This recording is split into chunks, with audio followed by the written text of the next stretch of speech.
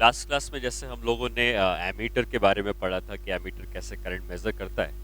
Volt meter भी current measure कर सकता है, लेकिन उसकी जो गैल्वेनोमीटर भी करंट मेजर कर सकता है, बट उसकी रेंज बहुत कम होती है, इसलिए हम उसको एमीटर में कन्वर्ट करते हैं जिससे उसकी रेंज बढ़ पाए। सिमिलरली गैल्वेनोमीटर से वोल्टेज भी मेजर किया जा सकता है, लेकिन अगर हम ज्यादा वोल्टेज को मेजर करना चाहते हैं तो हमें वोल्ट मीटर की जरूरत पड़ती है। तो वोल्ट मीटर कैसे फंक्शन करता है इसको देखते हैं।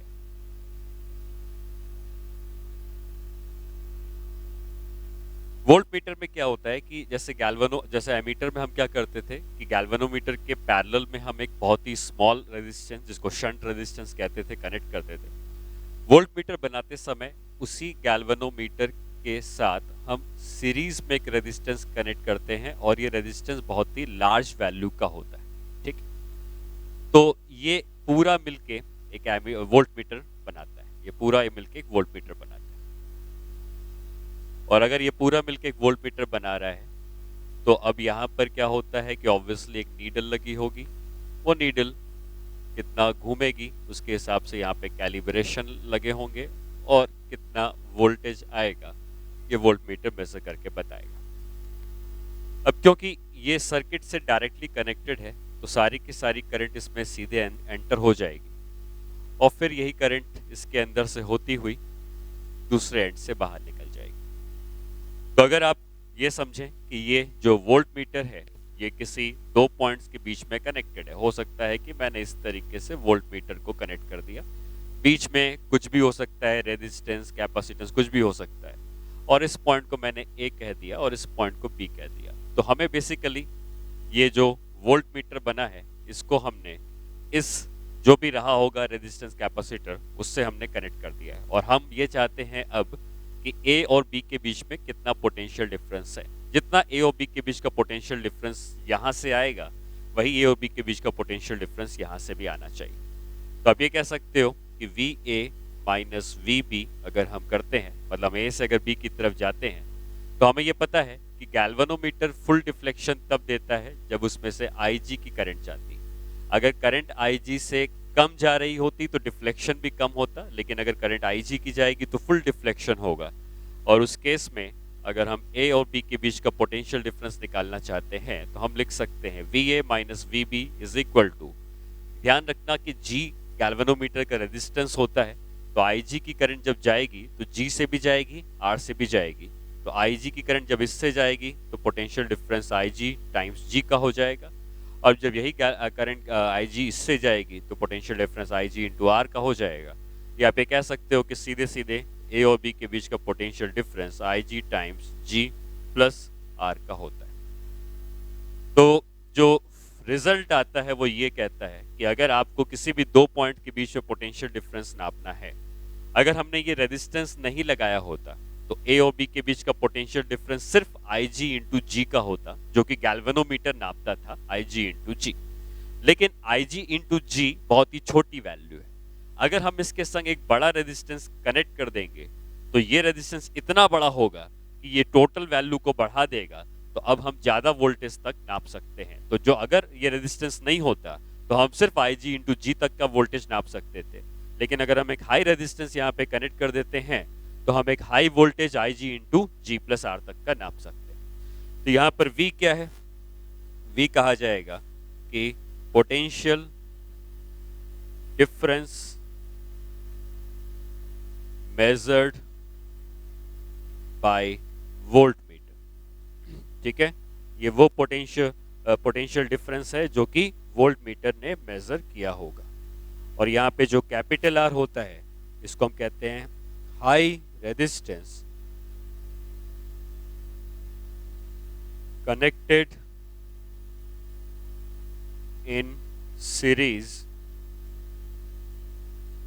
With galvanometer. ठीक है, तो गैल्वेनोमीटर के साथ हम एक हाई रेजिस्टेंस कनेक्ट करते हैं जिससे कि ओवरऑल ये वैल्यू बढ़ जाती है। अगर मैं आपसे ये पूछता कि गैल्वेनोमीटर कितना वोल्टेज नाप सकता था, तो हम ये कह सकते हैं कि I ji into G is the maximum voltage that can be measured by galvanometer.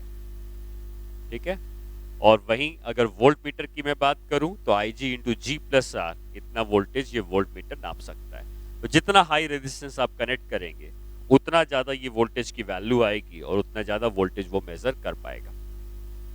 अब आते हैं कि इसका हम आइडियल वोल्ट मीटर होता तो क्या होता, वोल्ट मीटर का रेजिस्टेंस होता तो क्या होता, वो चीज़ें सीखते हैं। तो पहली बात अगर मैं बात करूं कि रेंज ऑफ वोल्ट मीटर कितनी है, तो रेंज ऑफ वोल्ट मीटर आप कहोगे कि रेंज है इसकी 0 वोल्टेज से लेकर V वोल्टेज तक। ठीक है, तो 0 ऑब्वियसली कम से कम वोल्टेज नापेगा जब 0 डिफ्लेक्शन होगा, लेकिन जब फुल डिफ्लेक्शन होगा तो ये इतना voltage I ji into g plus r के बराबर जो हमने निकाला है, इतना वोल्टेज ये मैक्सिमम नाप सकता है। दूसरा ये होता है कि आइडियल वोल्ट मीटर होता या रेजिस्टेंस ऑफ वोल्ट मीटर कितना है। तो रेजिस्टेंस ऑफ वोल्ट मीटर में आप ये समझें कि वोल्ट मीटर एक ऐसा इंस्ट्रूमेंट है जिसमें कि गैल्वेनोमीटर के साथ एक हाई रेजिस्टेंस सीरीज में कनेक्ट किया गया है, और अगर सीरीज में कनेक्ट किया गया है तो total resistance G plus r के बराबर हो जाएगा। ठीक है, तो रेजिस्टेंस ऑफ वोल्ट मीटर हम कहेंगे G प्लस आर।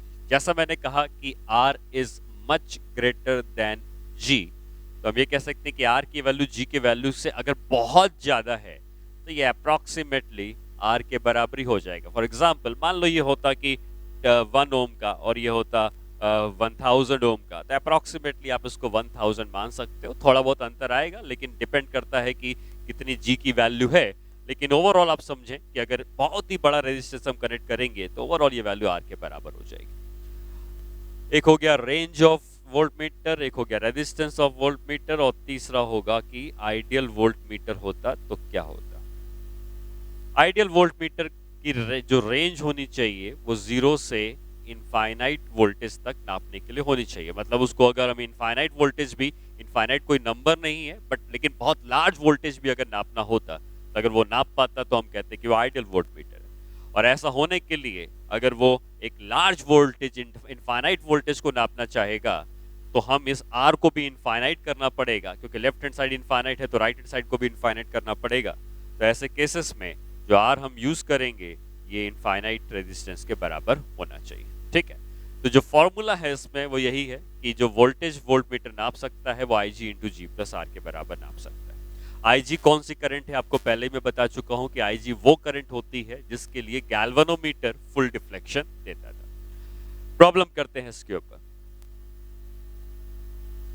क्वेश्चन मान लो ये दिया है कि galvanometer shows full deflection for current of 1 milliampere and resistance of galvanometer is 10 ohm. Find the resistance that should be connected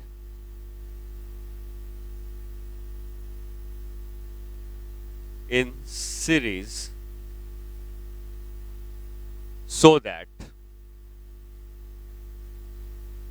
galvanometer, so that जब हम galvanometer के सीरीज में रेजिस्टेंस हम कनेक्ट कर देंगे तो वो वोल्ट मीटर बन जाएगा, so that voltmeter can major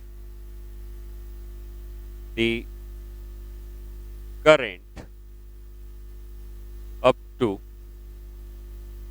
sorry current नहीं, वोल्ट मीटर क्या नापता है, voltage, can measure the voltage up to 100 volt.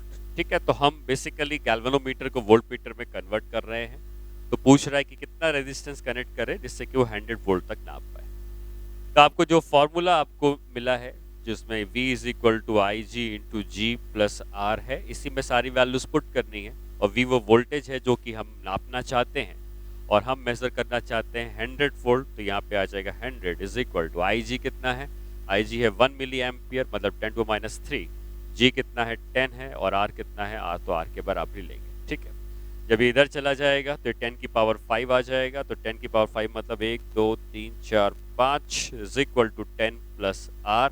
और आर की अगर हम एग्जैक्ट वैल्यू निकाल सकते हैं तो हम एग्जैक्ट वैल्यू ही निकालेंगे, क्योंकि अप्रोक्सीमेशन की जरूरत नहीं है यहाँ पे।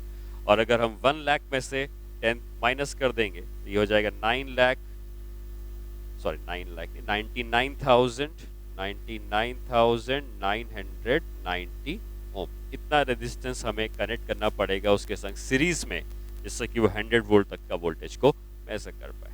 ठीक है, नेक्स्ट क्वेश्चन में आते हैं। नेक्स्ट क्वेश्चन ये है कि galvanometer gives full deflection for current of 6 milliampere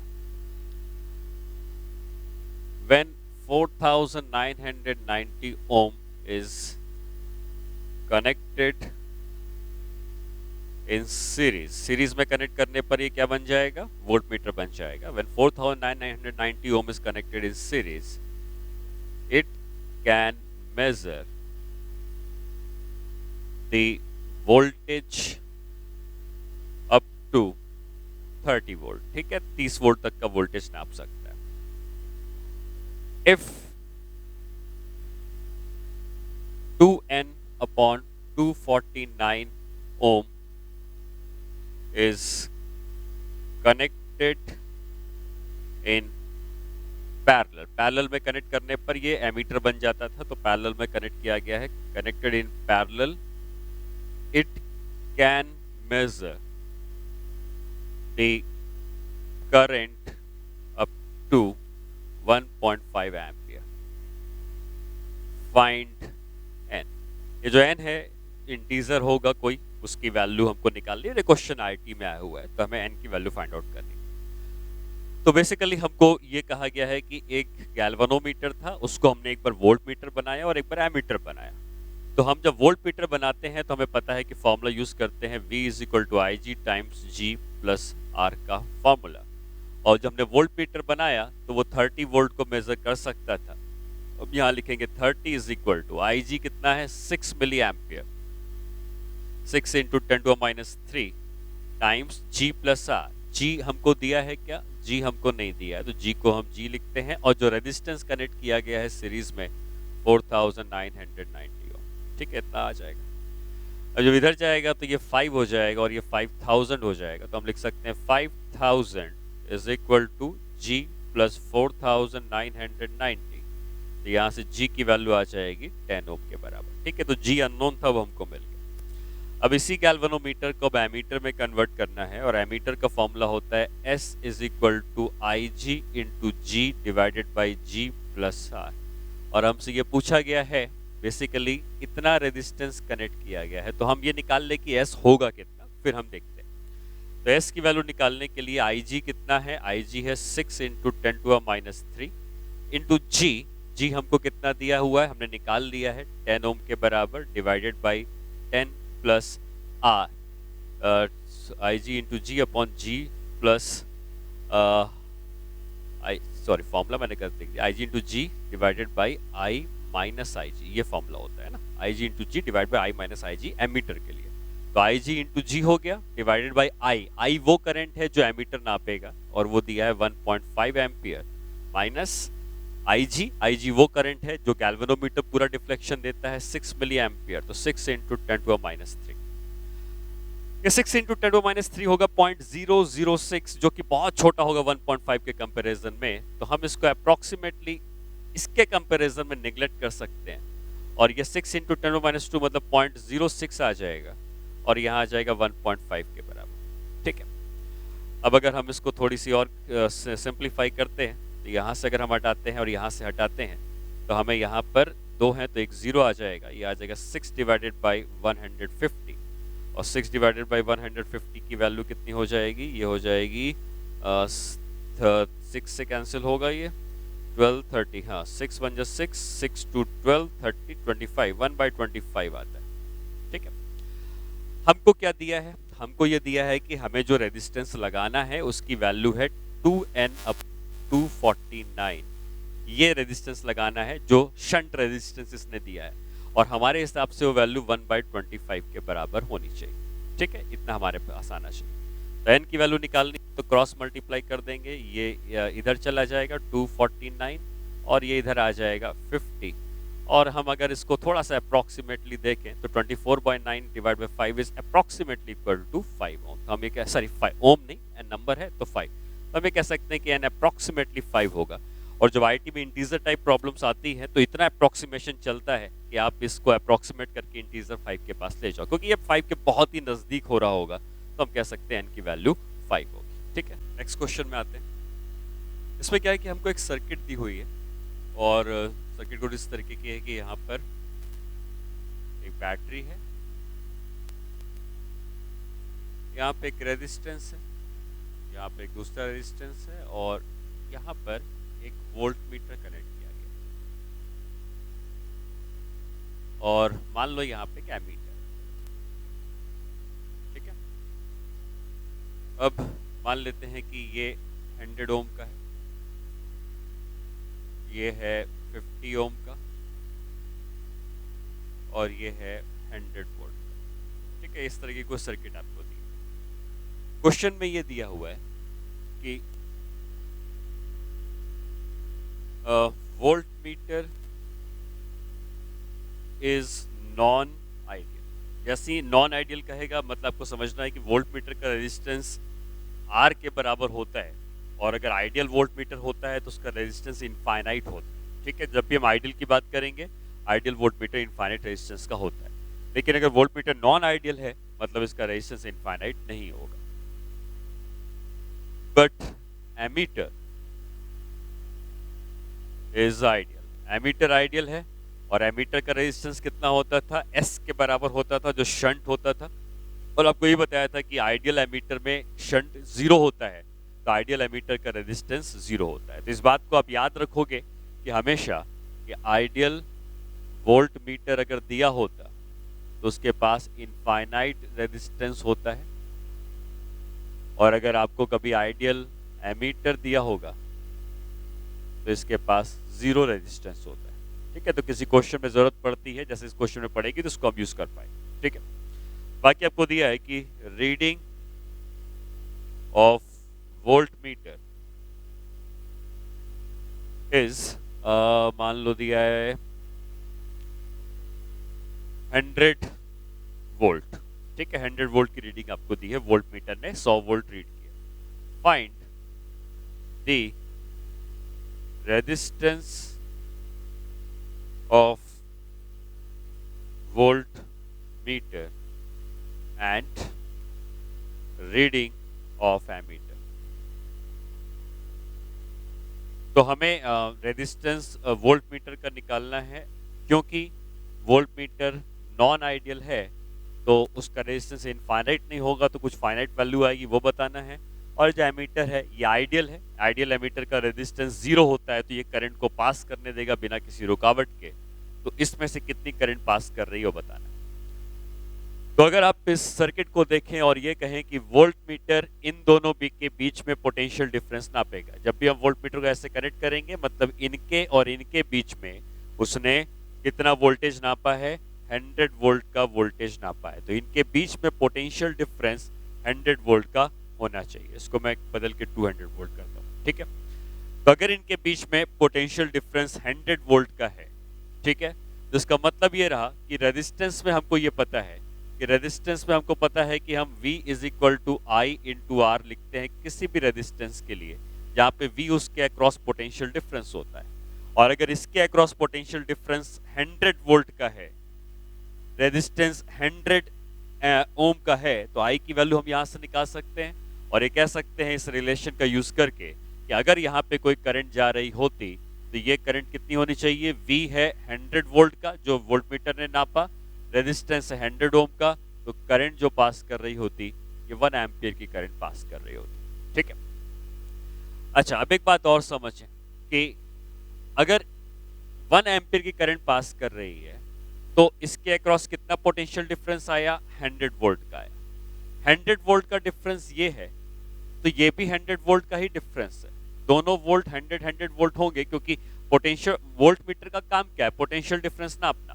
तो इनके बीच का डिफरेंस 100 है, तो इनके बीच का भी डिफरेंस 100 है, तो दोनों के बीच में 100 का डिफरेंस है। आप ऐसा समझें कि अगर दो चीजें पैरेलल में जुड़ी हुई हैं, ठीक है, दो चीजें पैरेलल में जुड़ी हुई हैं, तो दोनों में पोटेंशियल का डिफरेंस सेम आता है। तो ये डिफरेंस 100 ये भी है, ये डिफरेंस 100 ये भी है, उसका हम बाद में यूज करेंगे।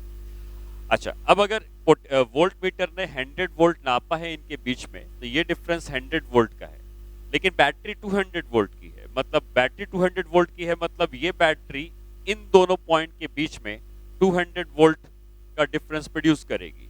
उसमें से वोल्ट मीटर बताता है कि ये डिफरेंस 100 का है, ये पूरा डिफरेंस 200 का है, ये डिफरेंस 100 का है, तो बाकी बचा 100 का डिफरेंस यहाँ पे आ जाना चाहिए। और अगर यहाँ पे 100 वोल्ट का डिफरेंस यहाँ भी आता है, तो आप ये कह सकते हो कि इस रेजिस्टेंस के लिए सेम इक्वेशन यूज करेंगे।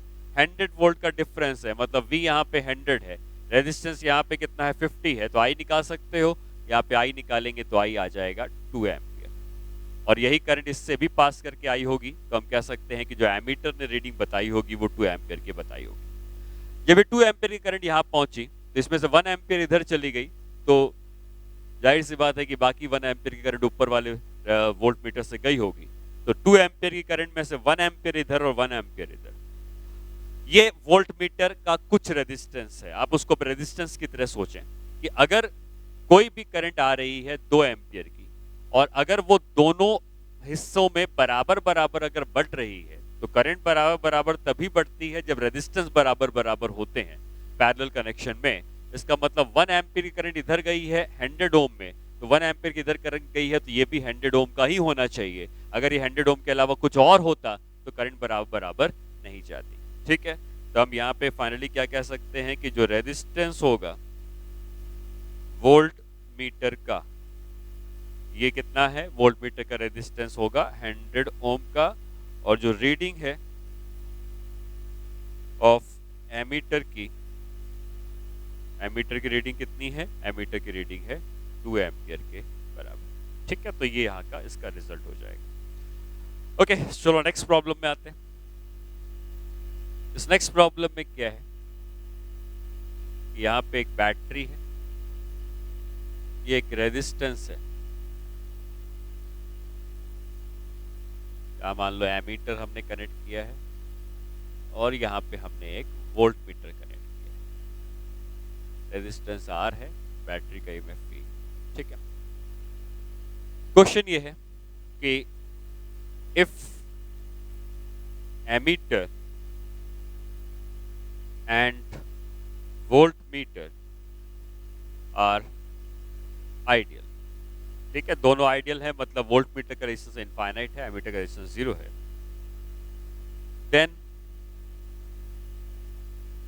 Find their readings and if their positions are interchanged, मतलब एमीटर की जगह वोल्ट मीटर आ जाए और वोल्ट मीटर की जगह एमीटर आ जाए। Then also find their readings. ठीक है, तो यहाँ पे पहले हमें इस केस की रीडिंग निकालनी है, फिर वोल्ट मीटर इधर आ जाएगा, एमीटर इधर आ जाएगा, फिर रीडिंग निकालनी है। जैसा कि आपको बताया गया कि वोल्ट मीटर इनफाइनाइट रेजिस्टेंस का है, इसका मतलब इसका रेजिस्टेंस इनफाइनाइट है, और अगर इसका रेजिस्टेंस इनफाइनाइट है तो यहाँ पे जो भी करंट फ्लो कर रही होगी यहाँ पे, ये सारी की सारी करंट सीधे इसके पास चली जाएगी, क्योंकि इसका रेजिस्टेंस इनफाइनाइट है, तो इनफाइनाइट रेजिस्टेंस में करंट जा ही नहीं सकती। ये सारी करंट आई की जाती यहाँ से और घूम फिर के वापस बैटरी के अंदर आ जाती। तो आप ये कह सकते हो कि एमीटर का रेजिस्टेंस जो 0 है, तो वो एक स्ट्रेट वायर की तरह ऐड कर रहा होगा जिसमें कोई भी रेजिस्टेंस नहीं है, तो सारी करंट आई की यहाँ जाएगी और आई की करंट इस लूप में घूमती रहेगी। वोल्ट मीटर वाले से कोई भी करंट नहीं जाएगी क्योंकि उसका इनफाइनाइट रेजिस्टेंस है। और अगर करंट एक ही लूप में घूम रही है तो हमको पता है करंट निकालने का तरीका। आई को हम लिख सकते हैं कि इस लूप में टोटल ईएमएफ कितने का है? E का है, और इस लूप में टोटल रेजिस्टेंस कितने का है? R का है। इसका 0 है क्योंकि एमीटर आइडियल है, तो सिर्फ R का है। I is equal to E by R। और अगर I is equal to E/R आ जाएगा तो हम कह सकते हैं कि यही करंट एमीटर से जा रही होगी। तो रीडिंग ऑफ एमीटर क्या कहोगे, I is equal to E/R के बराबर है।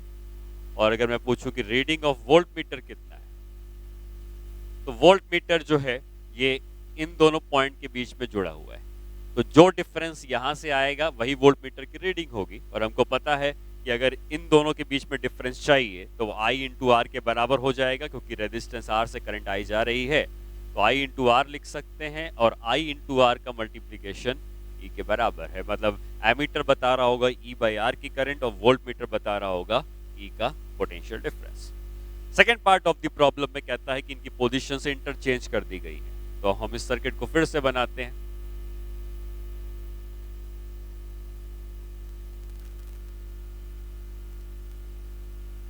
और यहां पर अब हम वोल्ट मीटर लगा देते हैं, यहां पे हम एमीटर लगा देते हैं। ठीक है, रेजिस्टेंस R का है, EMF E का है, और अगेन ये दोनों आइडियल हैं। आइडियल मतलब एमीटर का रेजिस्टेंस 0 है। इस केस में ये 0 रेजिस्टेंस है, तो आप ऐसा मान सकते हैं कि ये एक स्ट्रेट वायर है जिसके पास कोई भी रेजिस्टेंस नहीं है। और अगर हम इस बात को देखें तो ये रेजिस्टेंस शॉर्ट सर्किट हो चुका है। जैसे मैंने कैपेसिटर के लिए बताया था, वैसे रेजिस्टर के लिए भी है कि रेजिस्टर का अगर लेफ्ट पॉइंट और राइट पॉइंट को आपस में कंडक्टिंग वायर से जोड़ देते हैं तो ये शॉर्ट सर्किट हो जाता है, और इस रेजिस्टेंस के सर्किट में रहने का कोई मतलब नहीं होता है। जो भी करंट अगर होगी वो सिर्फ बाहर से चली जाएगी, इसके पास से कोई भी करंट नहीं जाएगी। दूसरी बात ये वोल्ट मीटर का रेजिस्टेंस कितना होता है, इनफाइनाइट। अगर ये इनफाइनाइट रेजिस्टेंस है, इसका मतलब ये सर्किट को तोड़ देगा। इनफाइनाइट मतलब एक इनफाइनाइटली लार्ज रेजिस्टेंस अगर आप जोड़ दोगे तो वो करंट को तो कभी जाने ही नहीं देगा, तो ये सर्किट इस तरीके से टूट जाएगी। और अगर आप इस ओवरऑल सर्किट को देखें तो इस ओवरऑल सर्किट में जो करंट होगी वो 0 होगी, क्योंकि कोई करंट जाने के लिए सर्किट को लूप को क्लोज होना चाहिए, सर्किट को क्लोज होना चाहिए। सर्किट क्लोज हो ही नहीं सकती क्योंकि इनफाइनाइट रेजिस्टेंस है, इसलिए हम कहेंगे करंट 0 है। और करंट अगर 0 है तो एमीटर की रीडिंग कितनी हो जाएगी, 0 एम्पियर। एमीटर 0 एम्पियर करंट बताएगा। अब आते हैं वोल्ट मीटर में। ठीक है, तो अगर हम वोल्ट मीटर में आते हैं तो वापस मैं यहाँ पर एमीटर बना देता हूँ, नहीं बनाऊंगा तो चलेगा। ठीक है, यहाँ पे मैं एमीटर बना देता हूँ, और यहाँ पे ध्यान दो कि यहाँ पर लगा है वोल्ट मीटर। और अगर वोल्ट मीटर यहाँ लगा है तो वोल्ट मीटर बेसिकली क्या करता है कि उसका एक एंड जाकर, आप देख सकते हो पॉजिटिव टर्मिनल से कनेक्टेड है इधर वाला एंड जाकर, और इधर वाला एंड जाकर नेगेटिव टर्मिनल से कनेक्टेड है। तो एक एंड पॉजिटिव टर्मिनल से कनेक्टेड है, एक एंड नेगेटिव टर्मिनल से कनेक्टेड है। सर्किट में कोई करंट नहीं है, तो इस एंड का पोटेंशियल और इस एंड के पोटेंशियल में कितना डिफरेंस होगा, वही जो EMF के बराबर होगा। तो आप ये कह सकते हो कि जो वोल्ट मीटर होगा इस केस में, उसकी रीडिंग V के बराबर आ जाएगी। ठीक है, तो इस तरीके से हमने इस क्वेश्चन को सॉल्व किया। एक बार पहले जब सर्किट थी और जब इंटरचेंज किया उसके बाद किया था। ठीक है, सॉरी V के बराबर नहीं, इसकी रीडिंग E के बराबर आएगी, क्योंकि E की ही बैटरी कनेक्ट की है, एक टर्मिनल इधर से है, एक टर्मिनल इधर से, तो वोल्ट मीटर की रीडिंग E के बराबर। ठीक है, ये हो गया एमीटर एंड वोल्ट मीटर। अब आगे बढ़ते हैं, और अगला जो हमारा इलेक्ट्रिकल इंस्ट्रूमेंट होगा वो मीटर ब्रिज होता है। नाम समझ में आता है कि मीटर तो मतलब यहाँ पर 1 मीटर का वायर यूज होता है, और ब्रिज कैसे बनती है इसको हम देखते हैं। मीटर ब्रिज, मीटर ब्रिज में क्या होता है कि हमारे पास एक 1 मीटर का लॉन्ग वायर होता है, और ये यूनिफॉर्म वायर होता है, मतलब इसकी थिकनेस वगैरह सब एक एंड से दूसरे एंड तक फिक्स होते हैं। और फिर यहाँ पर हम एक बॉक्स होता है जिसमें कोई रेजिस्टेंस लगा सकते हैं, और यहाँ पे दूसरा बॉक्स होता है, यहाँ पे दूसरा कोई रेजिस्टेंस लगा सकते हैं। ठीक है, तो अगर मैंने इस बॉक्स में कोई रेजिस्टेंस लगाया है, इसका रेजिस्टेंस X मान लेते हैं, इस बॉक्स में कोई रेजिस्टेंस लगाया है, इसका रेजिस्टेंस Y मान लेते हैं, और मान लो कि मैं कहता हूं कि यहां से हमने एक्सटर्नली एक बैटरी भी कनेक्ट कर दी है इस तरीके से। ठीक है, अब होता क्या है कि हम यहाँ पर एक वायर आता है जिसमें गैल्वेनोमीटर कनेक्ट होता है जो कि करंट नापेगा, और ये वायर इस नीचे वाले वायर को कहीं ना कहीं जाके टच करेगा। हम लोगों ने व्हीटस्टोन ब्रिज पढ़ा था कैपेसिटर में। तो और उस व्हीटस्टोन ब्रिज में हमने ये पढ़ा था कि ये जो बीच वाला गैल्वेनोमीटर भी एक रेजिस्टेंस होता है, इस बात को आप समझें। तो व्हीटस्टोन ब्रिज में क्या होता है कि अगर हमारे पास इस तरीके का व्हीटस्टोन ब्रिज बनता है, मैं साथ ही में इसको भी एक्सप्लेन कर लेता हूँ कि व्हीटस्टोन ब्रिज क्या था। सेम एज कैपेसिटर और इस तरीके का व्हीटस्टोन ब्रिज है। तो अगर ये रेजिस्टेंस R1 है, ये रेजिस्टेंस R2 है, ये रेजिस्टेंस R3 है, ये रेजिस्टेंस R4 है, ये रेजिस्टेंस R5, तो ये जो बीच वाला रेजिस्टेंस R5 है, ये अगर हम हटाना चाहें तो ये तभी हट सकता है जब इसमें से कोई करंट ना जाए, ठीक है। और अगर इसमें से कोई भी करंट नहीं जाएगी तो हम इसको हटा सकते हैं सर्किट में, क्योंकि उसका कोई काम ही नहीं है, कोई करंट नहीं जा रही है। और ऐसा कब होता है? जब R1/R2 का जो रेशियो है ये R3/R4 के रेशियो के बराबर होगा। अगर ऐसा होगा तो हम ये कह सकते हैं कि R5 can be removed, same capacitor वाला फंडा, ठीक है। वहां पे C1/C2 C3/C4 होता था, यहाँ R1/R2 R3/R4। R5 can be removed, और एक बार R5 रिमूव हो गया तो ये दोनों सीरीज में आ जाएंगे, ये दोनों सीरीज में आ जाएंगे और ये पैरेलल में आ जाएंगे। मीटर भी इसी प्रिंसिपल पे काम करता है। यहाँ पे एक रेजिस्टेंस है X, ये जो वायर आपको यहाँ से यहाँ तक का दिख रहा है, इसका कुछ रेजिस्टेंस आएगा, और जो वायर आपको यहाँ से यहाँ तक का दिख रहा है, ये भी कुछ रेजिस्टेंस आएगा। ये 1 मीटर लंबा वायर है, इतने पार्ट का कुछ रेजिस्टेंस है, इतने पार्ट का कुछ रेजिस्टेंस है, ये कुछ रेजिस्टेंस X है, ये कुछ रेजिस्टेंस Y है, और ये कुछ रेजिस्टेंस है G का। अगर ये गैल्वेनोमीटर जीरो करंट नापता है, आप इस जो की है इसको मूव करवाते रहोगे, कहीं ना कहीं ऐसा आएगा कि गैल्वेनोमीटर जीरो करंट नापेगा। और जैसे ही गैल्वेनोमीटर ने जीरो करंट नापी तो आप ये कह सकते हो कि इन दोनों रेजिस्टेंस का रेशियो, इसका रेजिस्टेंस बाय इसका रेजिस्टेंस इज इक्वल टू इसका रेजिस्टेंस बाय इसका रेजिस्टेंस। अगर ऐसा कभी हो जाएगा तो बीच वाले गैल्वेनोमीटर से कोई करंट पास नहीं करेगी, और जिस जगह पर गैल्वेनोमीटर ने जीरो करंट रिकॉर्ड करी है उस जगह पर ये रेशियो इस रेशियो के बराबर हो जाएगी। अब यहाँ पर मैं मान लेता हूँ कि ये लेंथ अगर L की है तो ये लेंथ हम कह सकते हैं 100 - L की है। सारी लेंथ सेंटीमीटर में कैलकुलेट की जा रही है। 1 मीटर लंबा वायर है तो 100 सेंटीमीटर की लेंथ होगी। और एक बात और आप समझें यहाँ पर कि जो रेजिस्टेंस का फॉर्मूला होता है, उस रेजिस्टेंस के फॉर्मूले के अकॉर्डिंग आप क्या लिखते हैं? R is equal to ρL/A। ये जो वायर हमने यहाँ पे लिया है ये यूनिफॉर्म शेप का होता है, मतलब उसका एरिया हर जगह पर कांस्टेंट होता है। रो तो रेजिस्टिविटी है, वो कांस्टेंट होता ही है। तो जो रेजिस्टेंस होता है किसी भी वायर का, उसकी लेंथ के प्रोपोर्शनल होता है। जितनी बड़ी लेंथ आप करते जाओगे उतना लंबा उसका रेजिस्टेंस, उतना बड़ा रेजिस्टेंस होता जाएगा। तो अगर मैं ये कहता हूं कि यहाँ पर X जो है वो मान लो अननोन रेजिस्टेंस है, ठीक है, कोई रेजिस्टेंस है जो कि अननोन है। Y जो है वो मान लो नोन रेजिस्टेंस है, ठीक है। इनमें से कोई एक अननोन होगा, कोई एक नोन होगा। और गैल्वेनोमीटर ने अगर जीरो करंट कहीं पे नापी है, इतने पार्ट का रेजिस्टेंस मैं R1 लिख देता हूँ समझने के लिए फिलहाल, और इतने पार्ट का रेजिस्टेंस R2 लिख देता हूँ, ठीक है। तो हम ये कह सकते हैं कि X/R1 is equal to Y/R2, Wheatstone bridge का प्रिंसिपल। अगर ये रेशियो इस रेशियो के बराबर होगा तभी यहाँ से कोई करंट नहीं जा रही होगी। और अगर हम ऐसा लिखते हैं तो लिख सकते हैं X/R1 is equal to Y/R2। यहाँ से आ जाएगा X/Y is equal to R1/R2। Now जैसा मैंने बताया कि resistance is proportional to length, तो R1 का रेजिस्टेंस L की लेंथ के प्रोपोर्शनल होगा, और R2 का रेजिस्टेंस 100 - L की लेंथ के प्रोपोर्शनल होगा। तो अगर हम इसको लिखें तो ये आ जाएगा L/100 - L। इसका मतलब हमारे पास जो रेशियो आ गया X/Y का, ये L/100 - L का हो जाएगा। मतलब आप इस क्वेश्चन में डायरेक्टली इस बात को यूज करेंगे कि X/L is equal to Y/100 - L। अगर ऐसा हो जाएगा तो यहाँ की करंट जीरो रिकॉर्ड होगी। और अगर आपको Y पता है, आपको L पता है, L यहाँ पर आया है, ये लेंथ जहाँ पे इसको टच कराया गया, तो 100 - L भी पता होगा, तो यहाँ से अननोन रेजिस्टेंस X आ जाएगा, ठीक है। हाँ, ये बात ध्यान रखेंगे कि इस पॉइंट को कहते क्या है। तो ये होता है बैलेंसिंग लेंथ। तो जब भी आपको बैलेंसिंग लेंथ कहेगा तो वो लेफ्ट से ही कैलकुलेट की जाती है, और हम यहाँ पे कहेंगे कि जो L है ये है बैलेंसिंग लेंथ, ठीक है। तो सिंपल है, मीटर ब्रिज एकदम सिंपल है कि आपको ये रेशियो X/L का रेशियो Y/100 - L के रेशियो के बराबर करना होता है।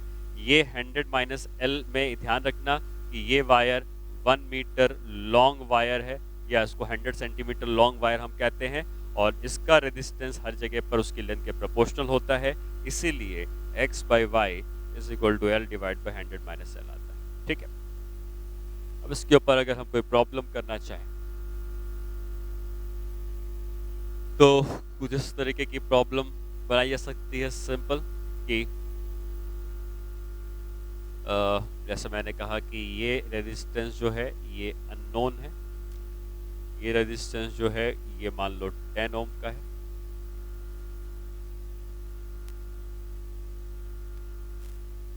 ये वायर हो गया मीटर ब्रिज का, और यहाँ पे जब गैल्वेनोमीटर जाके टच हुआ तो ये लेंथ है 25 सेंटीमीटर। आपको ये दिया है कि balancing length is equal to 25 centimetre, find resistance x।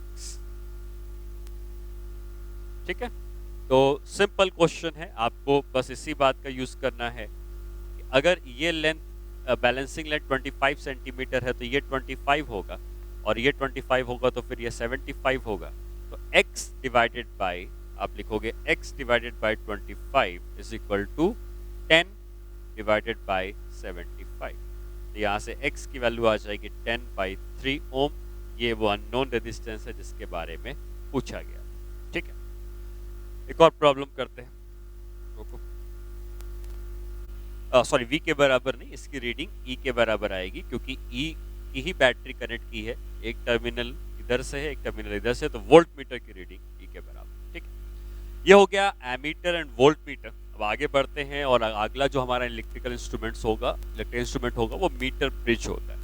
नाम समझ में आता है कि मीटर तो मतलब यहाँ पर 1 मीटर का वायर यूज होता है, और ब्रिज कैसे बनती है इसको हम देखते हैं। मीटर ब्रिज, मीटर ब्रिज में क्या होता है कि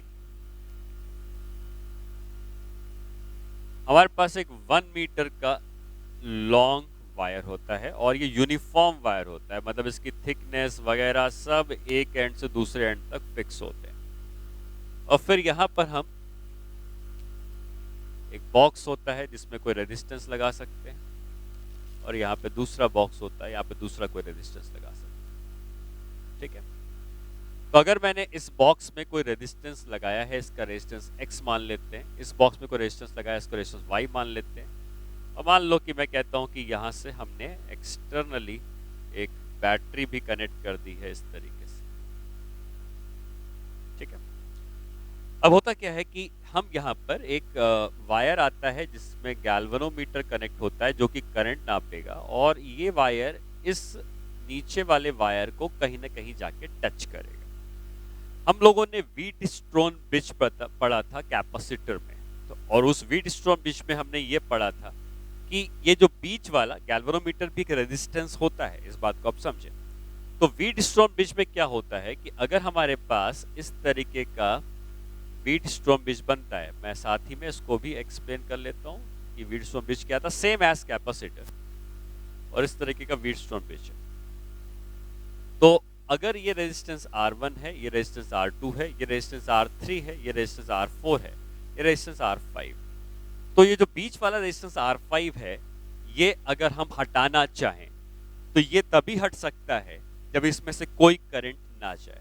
ठीक है, और अगर इसमें से कोई भी करंट नहीं जाएगी तो हम इसको हटा सकते हैं सर्किट में, क्योंकि उसका कोई काम भी नहीं है, कोई करंट नहीं जा रही है।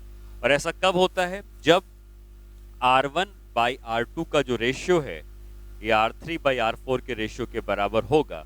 अगर ऐसा होगा तो हम ये कह सकते हैं कि R5 can be removed, same capacitor वाला फंडा। ठीक है, वहां पे C1/C2 is equal to C3/C4 होता था, या R1/R2 is equal to R3/R4। R5 can be removed, और एक बार R5 रिमूव हो गया तो ये दोनों सीरीज में आ जाएंगे, ये दोनों सीरीज में आ जाएंगे, और ये पैरेलल में आ जाएंगे। मीटर भी इसी प्रिंसिपल पे काम करता है। यहाँ पे एक रेजिस्टेंस है X, ये जो वायर आपको यहाँ से यहाँ तक का दिख रहा है, इसका कुछ रेजिस्टेंस आएगा, और जो वायर आपको यहाँ से यहाँ तक का दिख रहा है, ये भी कुछ रेजिस्टेंस आएगा। ये 1 मीटर लंबा वायर है, इतने पार्ट का कुछ रेजिस्टेंस है, इतने पार्ट का कुछ रेजिस्टेंस है, ये कुछ रेजिस्टेंस X है, ये कुछ रेजिस्टेंस Y है, और ये कुछ रेजिस्टेंस है G का। अगर ये गैल्वेनोमीटर जीरो करंट नापता है, आप इस जो की है इसको मूव करवाते रहोगे, कहीं ना कहीं ऐसा आएगा कि गैल्वेनोमीटर जीरो करंट नापेगा। और जैसे ही गैल्वेनोमीटर ने जीरो करंट नापी तो आप ये कह सकते हो कि इन दोनों रेजिस्टेंस का रेशियो, इसका रेजिस्टेंस बाय इसका रेजिस्टेंस इज इक्वल टू इसका रेजिस्टेंस बाय इसका रेजिस्टेंस। अगर ऐसा कभी हो जाएगा तो बीच वाले गैल्वेनोमीटर से कोई करंट पास नहीं करेगी, और जिस जगह पर गैल्वेनोमीटर ने जीरो करंट रिकॉर्ड करी है उस जगह पर ये रेशियो इस रेशियो के बराबर हो जाएगी। अब यहाँ पर मैं मान लेता हूँ कि ये लेंथ अगर L की है तो ये लेंथ हम कह सकते हैं 100 माइनस L की है। सारी लेंथ सेंटीमीटर में कैलकुलेट की जा रही है। 1 मीटर लंबा वायर है तो 100 सेंटीमीटर की लेंथ होगी। और एक बात और आप समझे यहाँ पर कि जो रेजिस्टेंस का फॉर्मूला होता है, उस रेजिस्टेंस के फॉर्मूले के अकॉर्डिंग आप क्या लिखते हैं, R is equal to rho L upon A। ये जो वायर हमने यहाँ पे लिया है ये यूनिफॉर्म शेप का होता है, मतलब उसका एरिया हर जगह पर कांस्टेंट होता है। रो तो रेजिस्टिविटी है, वो कांस्टेंट होता ही है। तो जो रेजिस्टेंस होता है किसी भी वायर का, उसकी लेंथ के प्रोपोर्शनल होता है। जितनी बड़ी लेंथ आप करते जाओगे उतना लंबा उसका रेजिस्टेंस, उतना बड़ा रेजिस्टेंस होता जाएगा। तो अगर मैं ये कहता हूं कि यहाँ पर X जो है वो मान लो अननोन रेजिस्टेंस है, ठीक है, कोई रेजिस्टेंस है जो कि अननोन है। Y जो है वो मान लो नोन रेजिस्टेंस है, ठीक है। इनमें से कोई एक अननोन होगा, कोई एक नोन होगा। और गैल्वेनोमीटर ने अगर जीरो करंट कहीं पे नापी है, इतने पार्ट का रेजिस्टेंस मैं R1 लिख देता हूं समझने के लिए फिलहाल, और इतने पार्ट का रेजिस्टेंस R2 लिख देता हूं, ठीक है। तो हम ये कह सकते हैं कि X by R1 is equal to Y by R2, Wheatstone bridge का प्रिंसिपल। अगर ये रेशियो इस रेशियो के बराबर होगा तभी यहां से कोई करंट नहीं जा रही होगी। और अगर हम ऐसा लिखते हैं तो लिख सकते हैं X divide by R1 is equal to Y divided by R2। यहां से आ जाएगा X by Y is equal to R1 divided by R2। Now जैसा मैंने बताया कि resistance is proportional to length, तो R1 का रेजिस्टेंस L की लेंथ के प्रोपोर्शनल होगा और R2 का रेजिस्टेंस 100 माइनस L की लेंथ के प्रोपोर्शनल होगा। तो अगर हम इसको लिखें तो ये आ जाएगा L divided by 100 minus L। इसका मतलब हमारे पास जो रेशियो आ गया X बाई Y का, ये L divided by 100 minus L का हो जाएगा। मतलब आप इस क्वेश्चन में डायरेक्टली इस बात को यूज करेंगे कि X divided by L is equal to Y divided by 100 minus L। अगर ऐसा हो जाएगा तो यहाँ की करंट जीरो रिकॉर्ड होगी। और अगर आपको Y पता है, आपको L पता है, L यहाँ पर आया है, ये लेंथ जहाँ पे इसको टच कराया गया, तो 100 माइनस L भी पता होगा, तो यहाँ से अननोन रेजिस्टेंस X आ जाएगा, ठीक है। हाँ, ये बात ध्यान रखेंगे कि इस पॉइंट को कहते क्या है। तो ये होता है बैलेंसिंग लेंथ। तो जब भी आपको बैलेंसिंग लेंथ कहेगा तो वो लेफ्ट से ही कैलकुलेट की जाती है, और हम यहाँ पे कहेंगे कि जो L है ये है बैलेंसिंग लेंथ, ठीक है। तो सिंपल है, मीटर ब्रिज एकदम सिंपल है कि आपको ये रेशियो X बाई L का ratio Y by 100 minus L के रेशियो के बराबर करना होता है। ये 100 माइनस L में ध्यान रखना कि ये वायर 1 मीटर लॉन्ग वायर है, या इसको 100 सेंटीमीटर लॉन्ग वायर हम कहते हैं, और इसका रेजिस्टेंस हर जगह पर उसकी लेंथ के प्रोपोर्शनल होता है। इसीलिए X by Y is equal to L divide by 100 minus L आता है, ठीक है। अब इसके ऊपर अगर हम कोई प्रॉब्लम करना चाहें तो कुछ इस तरीके की प्रॉब्लम बनाई जा सकती है सिंपल कि जैसे मैंने कहा कि ये रेजिस्टेंस जो है ये अननोन है, ये रेजिस्टेंस जो है ये मान लो 10 ओम का है,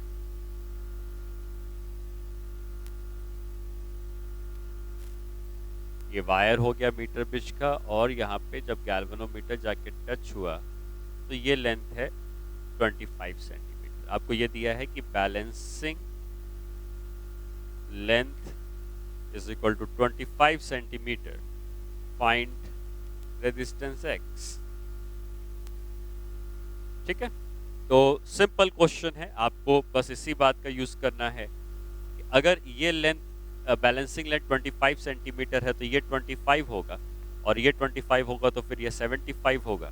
तो X डिवाइडेड बाय, आप लिखोगे X divided by 25 is equal to 10 divided by 75। तो यहाँ से X की वैल्यू आ जाएगी 10/3 ओम। ये वो अननोन रेजिस्टेंस है जिसके बारे में पूछा गया, ठीक है। नेक्स्ट क्वेश्चन करते हैं इसी मीटर ब्रिज के ऊपर। क्वेश्चन ये है कि in a meter bridge one resistance is 2 ohm and other is greater than 2 ohm. ठीक है, एक 2 ओम का है और दूसरा कितना है ये तो नहीं पता, लेकिन 2 ओम से बड़ा. The balancing length is shifted by 20 centimeter if the positions of resistances are interchanged. Find the other resistance. ठीक है, मतलब ये दो रेजिस्टेंस जो होते हैं उनमें से एक नोन है 2 का है, दूसरा अननोन है, कितने का है नहीं पता. लेकिन ये कहता है कि जब हम इन दोनों रेजिस्टेंस की पोजीशन को इंटरचेंज करते हैं तो बैलेंसिंग लेंथ जो भी पहले आई थी वो 20 सेंटीमीटर से शिफ्ट हो जाएगी. ठीक है, तो चलो इस क्वेश्चन को ट्राई करते हैं कि कैसे हमें करना चाहिए. तो यहाँ पर एक रेजिस्टेंस हो गया, यहाँ पे एक दूसरा रेजिस्टेंस हो गया, और यहाँ पे मीटर ब्रिज का वायर हो गया एक 1 मीटर लॉन्ग. और पहले केस में मान लो कि यहाँ पे कहीं पे टच होता है. ठीक है, ये रेजिस्टेंस है 2 ओम का, ये रेजिस्टेंस मैं मान लेता हूँ अननोन है तो x मान लेता हूँ. ठीक है, और ये लेंथ अगर हम L मानते हैं तो ये लेंथ 100 माइनस L की होगी.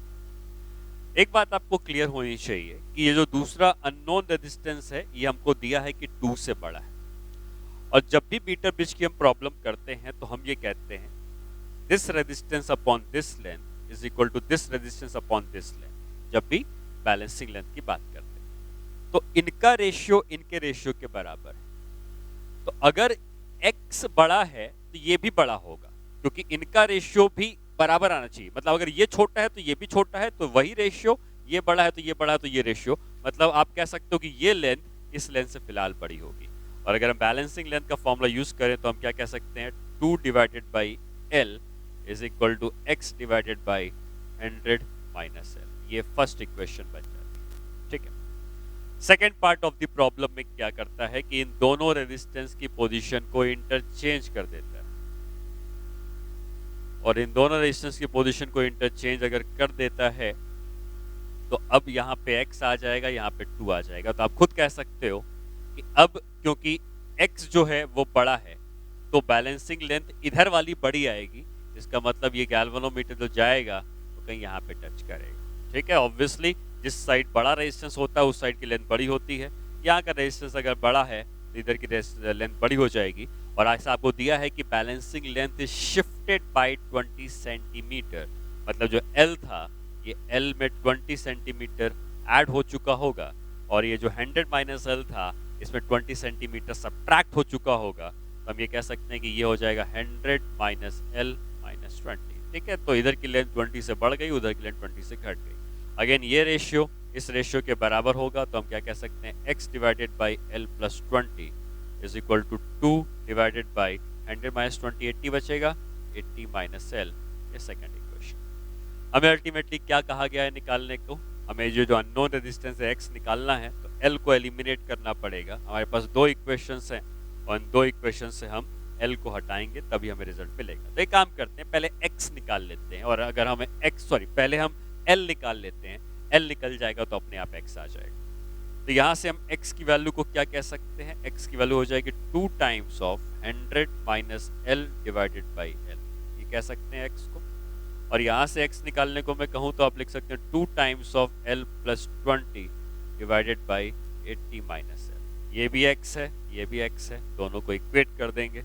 इक्वेट करेंगे तो क्या आएगा, 2 times of 100 minus L divided by L is equal to 2 times of L plus 20 divided by 80 minus L.